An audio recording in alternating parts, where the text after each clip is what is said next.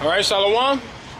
We are the Hebrew Israelites coming in week and week out to prophesy the downfall of this wicked kingdom. What's going on, man? How about you? Hebrew, I'm Hebrew. You know you're an Israelite? Yeah, I just believe in the whole Bible. I believe in Hebrew Israelites make it the 144,000. And Revelation talk about a great crowd will be under us. They'll be subjects to the kingdom, those who accept Christ. Okay, so and that's good. You know you're a Hebrew Israelite, but you just said Christ. But you know, like the Puerto Ricans, those people, they from Europe. You know, if you ain't got hair like wool, if you ain't descendant of slave, you're not a Hebrew Israelite. That's how you know? But aren't the Hispanics? No. They don't have no ancestral with slavery. So do you know about if you look in Deuteronomy, it says we'll go back to Egypt again. Right. In Deuteronomy 28 verse 68. Those who are not the slaves who are taken to Puerto Rico, they make up a dark-skinned people. The minorities in Puerto Rico, they are the descendants of slaves. They are the Hebrew Israelites. But those light-skinned with the European type hair, they're not descendants of slaves. They are. They're not. They had different captivities than we did. Okay. First, let me read you. So you know that there was a division in between Judah and Israel, right? Yes, right. The 10 tribe kingdom. Okay, so let me read something to you. This is Jeremiah 50:33. Thus saith the Lord of hosts: the children of Israel and the children of Judah were oppressed together, and all of them took them captives, held them fast, and they refused to let them go. So this is like, you know, there's a clear distinction between the children of Israel and the children of Judah, which means the northern kingdom and the southern kingdom. Now the thing is, the other 10 tribes, everybody who's a descendant of slave or Jews, we went to West Africa. The other 10 tribes went to South Africa. We went all across the world. We were scattered. All across the world. Now, where you can find the other 10 tribes, because you want to do extensive research, not just with what your religion may give you. You do your own research, because the Zulu, Shaka Zulu, and the Zulu tribe, they practice circumcision. They practice all the things of the Mosaic law. The 10 other tribes can be found in Africa. If you don't got hair like wool, skin like burnt bronze, you're not a Hebrew Israelite, or you're not a Jew. That's not true, man, because does he not say in Jeremiah that his people are like a speckled bird? So our people gonna look like all different nations. You just said we were scattered everywhere. But so you know it's not just about you're having dark skin and woolly hair. No. But look, this is I got a brother who's light skinned. But he don't have the straight type hair. Most of them, they come from Spain.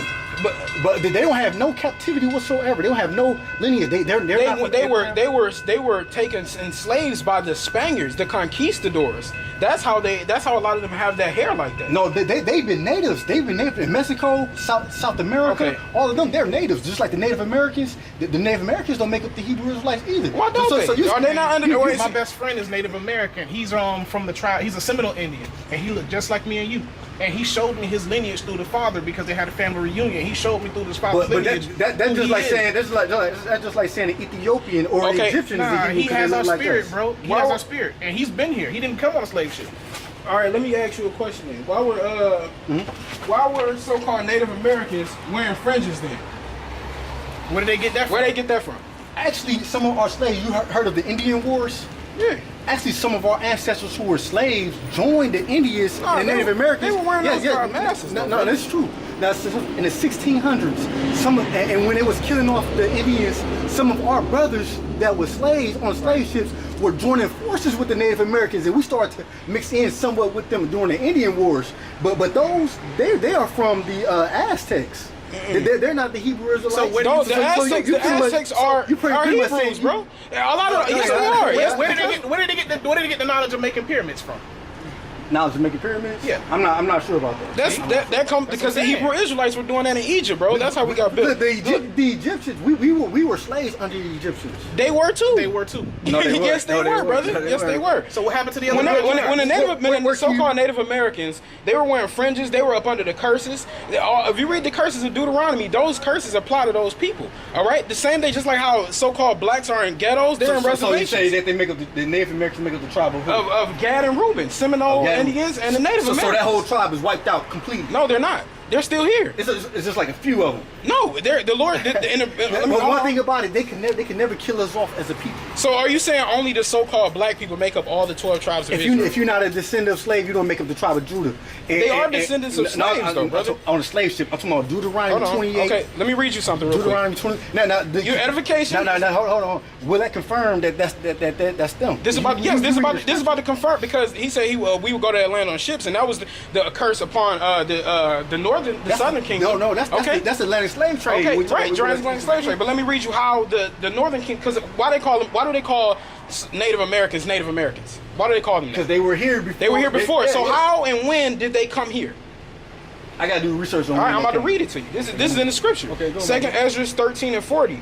These are the 10 tribes which are carried away prisoners out of their own land in the time of Hosea the king, whom Salmanassar the king of Assyria led away captive, and he carried them over the waters, and so they came into another land. So this is when they were in Assyrian captivity, okay? Because the northern kingdom were in Assyrian captivity, southern kingdom was the Babylonian captivity. It says, but they took this counsel among themselves that they would leave the multitude of the heathen and go forth into a further country where never mankind dwelt. That's America. So they were in Assyria, they were slaves. And they then escaped the captivity of the Assyrian king and came over into America, man. Okay. That's how those tribes got, that's why they call themselves Native Americans. Okay. Now, this is the thing. We who are descendants of slaves, as far as being on the slave ships, and this is Deuteronomy 28, 2868.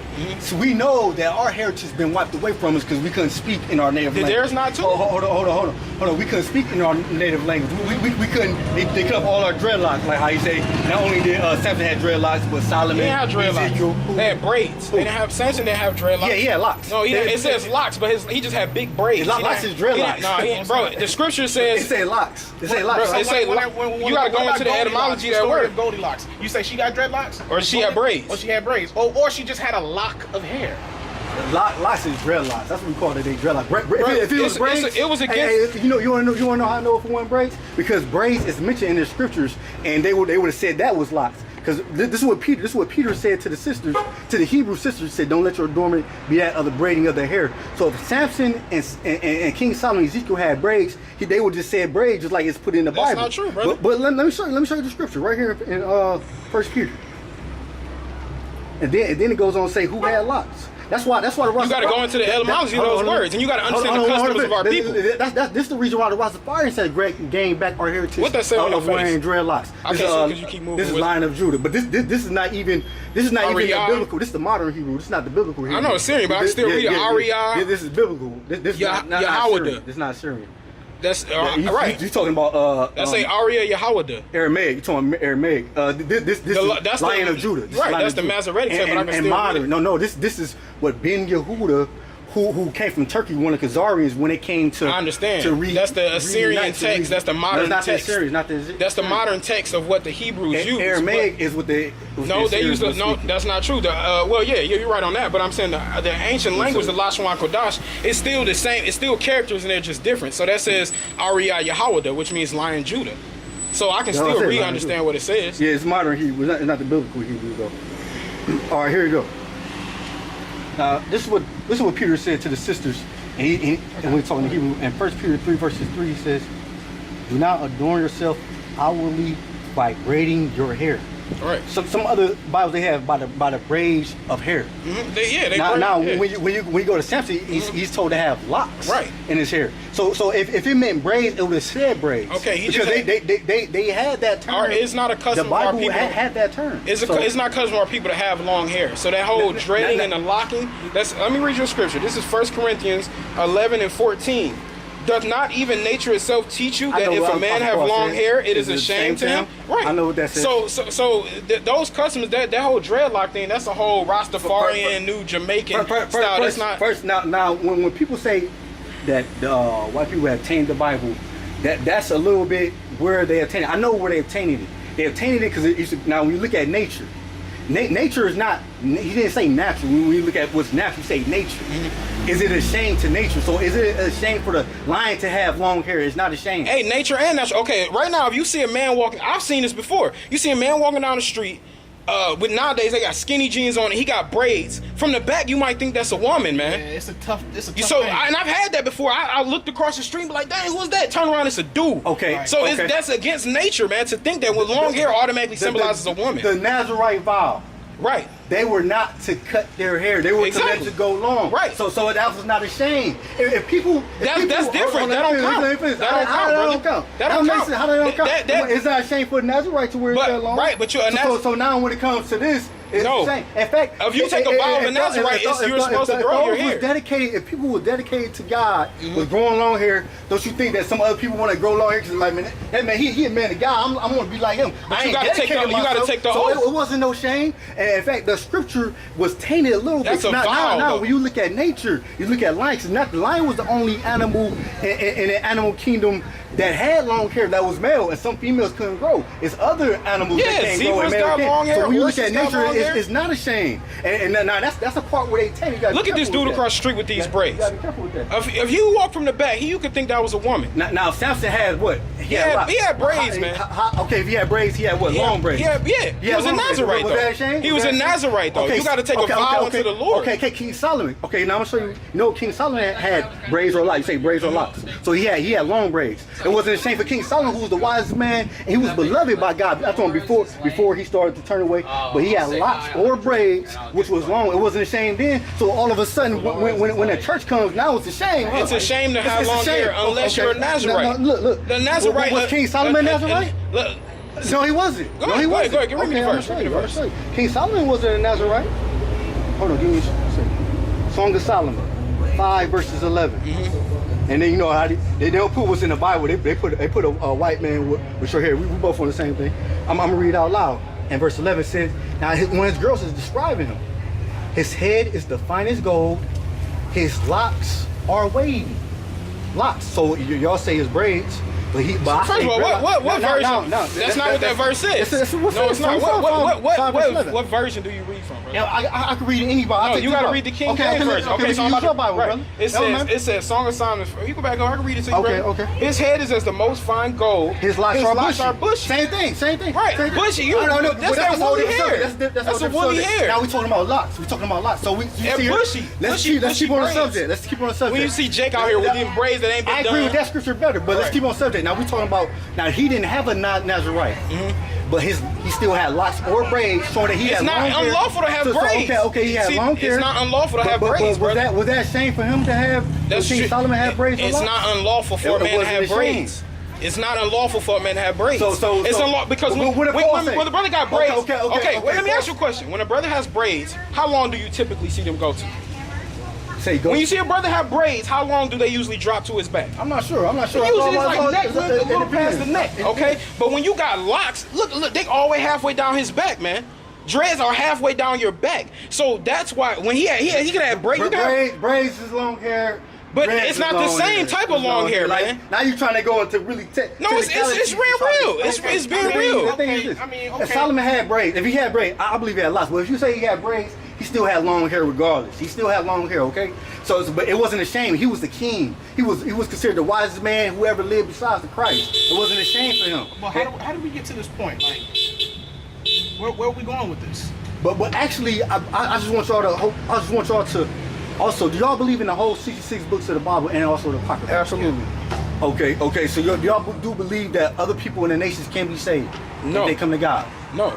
None of the unless you're an Israelite, you can't receive the kingdom of heaven. Okay. Now, when you look in Revelation, when he seen 144,000 taken from Israel, who else did he see that was coming out of the great tribulation? He saw the rest of the nation of Israel. He said many people out of all nations. He didn't say Israel. All right, I'm gonna break that down for you, brother, because you brought up a point. Let me explain it to you, okay? So you're talking about the great multitude. Let's go to Revelation. Yeah. Okay, so you're talking about Revelation, the 7th chapter, right? So, but let's get that first. We're gonna read that first, and then I'm. And it's in verse 9. Okay, so that says Revelation 7 and 9. Right. After this I beheld, and lo, a great multitude which no man could number, of all nations and kindreds and people and tongues stood before the throne. What does that say? Okay, so now you have to understand who are the people that he's talking about of these other nations, all right? He says, my people will come from those other nations, all right? So it said, just James 1 and 1. When you say, no, we know that Okay. there's other people, other Israelites, and other So nations. those are the that people doesn't mean that- those are the right people here that are gonna- he's talking about, he's not talking about other Gentiles being saved. He's not talking, no, he's talking about Israelite foreigners. What did Christ say? He said many Gentiles will also be saved and Okay, enter when, into the kingdom. no, when he's talking about Israelite foreigners. So you are the word Gentile. You got two different meanings. You have you are the natural strangers to the children of Israel, but you also have those because the word Gentile is also goes back to the Greek Hellenista, all right, which means the Hellenists, which means they are Israelites taking on the customs of those other Gentiles, of the other heathen. All right, this is James 1 and 1. A servant of the Most High and Lord Yahushua to the 12 tribes which are scattered abroad, greeting. So he's greeting all of the Israelites that are among the other nations. So those are the Israelites that are going to be saved. Now there, he's not talking about those other nations. I agree that he's talking about Hebrews who are scattered, and they are the strangers in other lands. But now, a European, who we know is not a Hebrew, we know that we're the Hebrew Israelites. But a European is not a stranger in Europe, but if a Hebrew. So you believe? So wait, you believe that the other nations can be saved into the? Yes. God's not partial. Okay, so what? Isn't that what Apostle Paul Okay, said? so why would Peter this? said Why God is would not partial? brother? Why would this be special? What you mean? Why would this be special if everybody can make it into the kingdom? No, because we will take the lead in the kingdom. No, yeah, let me show you. You know how we've been slaves time and time again? If you look in the Apocrypha, it says, also in this book, Esau will rule, Esau and also the Gentiles and other nations will rule in Satan's world, but when Christ intervenes, we will rule and take the lead, and the nations will be subject to us. Okay, I got two Christ precepts will for you. choose his kinsmen. Okay, I got two precepts for you. This is Obadiah 1 and 18. And the house of Jacob shall be a fire, and the house of Joseph a flame, and the house of Esau for stubble, and they shall kindle in them and devour them. And there shall not be any remaining of the house of Esau, for the Lord has spoken it. So are the Edomites going to be remaining after the 1,000 years of slavery? Gentiles will be. They Gentiles. So it just says none remaining of the house of Esau. I didn't say that Esau. I ain't saying if Esau will make it or not. He's a heathen.